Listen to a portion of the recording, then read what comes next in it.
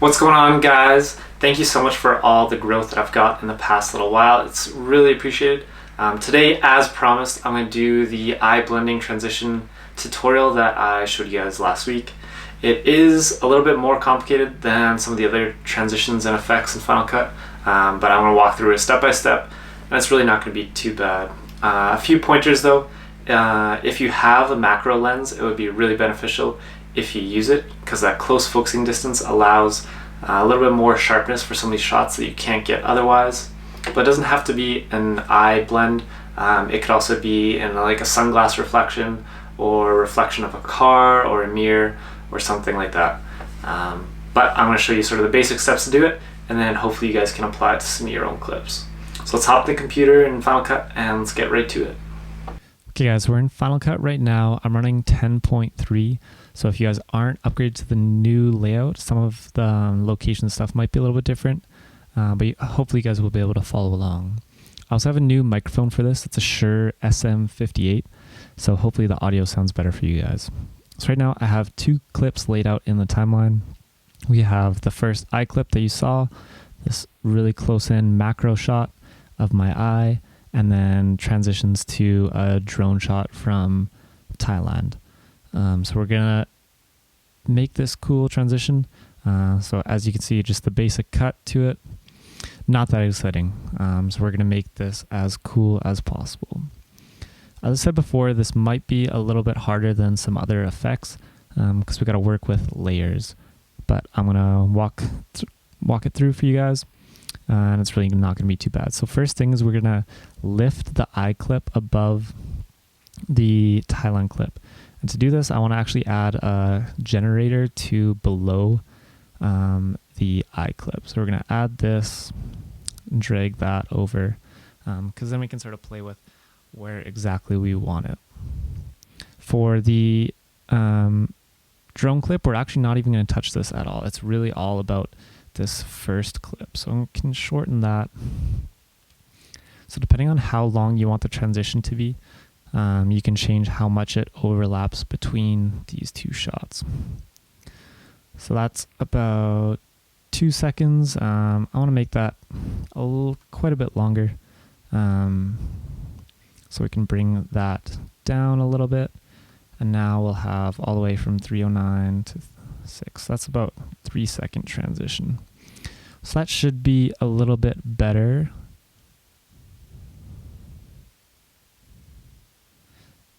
Yeah, that should be good. Again, this is just a test, so I can show you guys how to do it. But you can tweak it for your own shots and sort of your own preferences as well. So in order to get this eye blend, we're going to add a mask to the eye. For my example, I used a shape mask only because your eye and your iris is round. So by doing a circle mask, it sort of just quickens it. You can also use a draw mask, which can be found in the effects under masks. There's a whole bunch of different ones. So if you were doing some unique shape that wasn't round or square, you could draw your mask and do a whole bunch of pen points. But for me, we're going to do a shape mask. So we can drag the shape mask onto the clip here. I'm actually going to take that off and I'm going to cut it. So we're only going to apply the shape mask to the second half. And I just did Command B for a quick cut for when this shot comes in. So I'm going to put a shape mask onto the second clip. And as you can see, this is sort of the opposite of what we want. So I'm going to go ahead and click invert. And then we're also going to add a full curvature. So by adding it all the way, that's going to make it as round as possible. Again, the size is too big, so we can bring this down. And we want to put it sort of as close to the shape of the eye as possible. I like to put a feather on it as much as possible, because that's going to make it as seamless as we can. So we'll make this a little bit smaller. Maybe bring that down a little bit if we can. So what we're also going to have to do is, as the clip moves, we're going to have to keyframe the location of it. So fall off, I'm going to leave at 0. So what we can do is, this is at the start of the clip, and then what we can do is add keyframes as we move the clip along. So I'm going to go ahead and add a keyframe to the start of the clip, and then we're going to basically go through and as sort of the eye will move and twitch, we're going to add a keyframe and reposition. You can play with the size a little bit as well. So I'm going to bring this down at the top. So I moved over there again, and then just move it and it will automatically apply a keyframe. Move over a couple more frames. That sort of stays around center. You just don't want to get too far away from the center of the eye. So if we were in After Effects, we could do a motion track to some pixels on the eye, but because we're in Final Cut, we sort of have to do this motion tracking a little bit manually.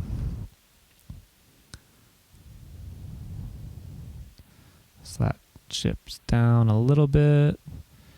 So get that there. And then it goes down even farther, so get that there. And then the clip ends.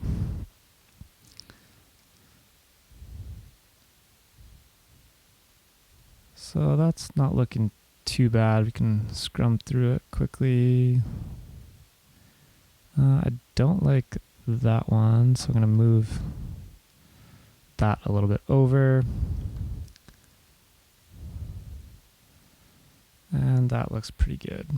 So I think I'm going to do is drop the radius so you get a little bit more of the iris coming into the shot.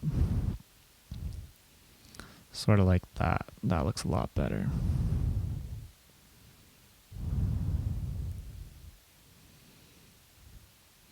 So now we're starting to get somewhere. As you can see, there is the drone clip underneath it that is coming through. But we want to make this sort of transition gradually.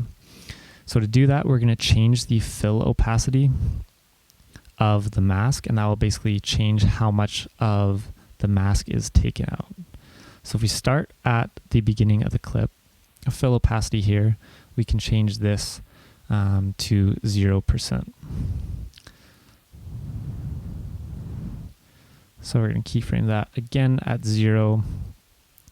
And then to the end of the clip, we want it to be at 100. So we can keyframe that, because that's going to be right before it sort of zooms into it, which, as we can see, it will go from dark into light. So depending on how this looks, you can add a whole bunch of keyframes. I'm going to play this through and we can see how it looks. So that actually looks pretty good in my opinion.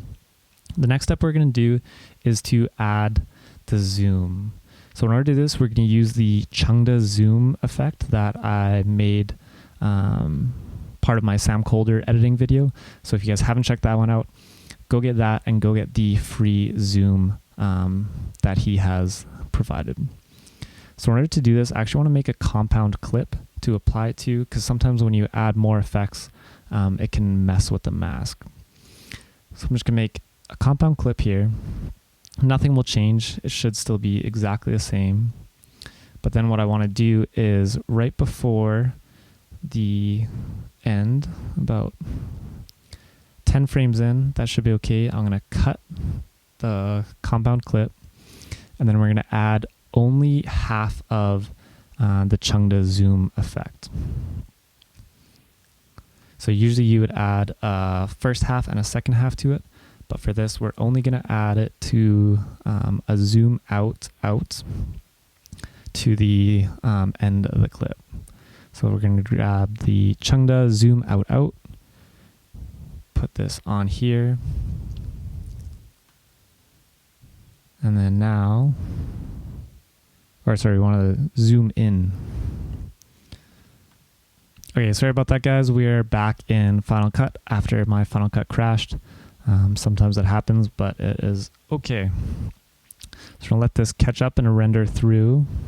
If we go back into our effects, the Chengda transition, and we want to zoom in out. Yeah, exactly. So we're gonna drag and drop this on top of our clip, let this render through, and this should give us the final effect that we want. There we go. So as you can see, it sort of zooms into the eye and reveals the clip underneath it. So I'll play this through. Eye comes in and then zooms into it. So to sort of enhance this effect, we can add the whoosh sound that we did to some of the other zoom in transitions. And that's another good thing about Final Cut is all these are built right into it. So go over to our sound effects and we can type in whoosh, or whoosh is right here. And the one I used for the sample is whoosh number 1. So we can sort of position this. That should be about good. Let's see how this sounds. Okay, so that's pretty cool.